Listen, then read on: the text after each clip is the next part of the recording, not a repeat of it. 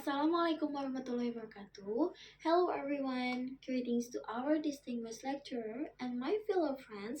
My name is Qaila Azkia Firasat, and today I want to talk about an experience that I'm sure we all share. Have you ever had an absolutely terrible day where everything went wrong and you felt completely overwhelmed? For in that moment, did you look for an upbeat, cheerful song to shake off the bad mood? For most of us, the answer is a big no. Instead, we intentionally open Spotify and we play the absolute saddest playlist we own. It sounds backward, doesn't it? If we are already down, why do we feed our brains with more sadness? Yet, paradoxically, after crying it out to those melancholic melodies, our emotional wax lifts and we feel much better. As college students, we deal with academic pressure and emotional exhaustion daily. In fact, surveys show millions of people use sad songs as form of self-therapy. This brings us to an interesting question. What is the psychological secret behind the paradox of sad music? To answer that, let me explain three scientific reasons why listening to sad music actually heals our minds. First, it triggers our biological comfort hormone, prolactin. When we experience real life trauma, our brain secretes prolactin, a natural painkiller designed to calm our nervous system.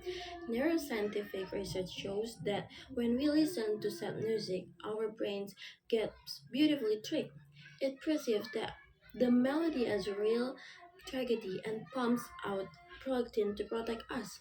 But because it's just a song, we get all the soothing, warm benefits of this hormone without any of the actual pain. Second, it induces the virtual companion effect. During emotional hardships, we often isolate ourselves, feeling like that our suffering is entirely misunderstood. In these moments, at first like just cheer up, it can feel dismissive. This is where a sad song steps in. It doesn't judge. Instead, we feel the raw vulnerability of the artist who becomes an empathetic companion walking beside us in the dark, shifting our perspective from isolation to a shared human experience. Finally, it facilitates emotional catharsis. In psychological, suppressing negative emotion is highly detrimental.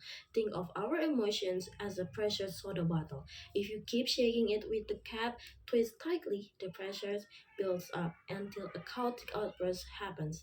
Melancholic music serves as a gentle bottle opener. The slow tempo and emotional lyrics grants us permission to cry, softly venting the tension so the brain can naturally reset into a state of peace.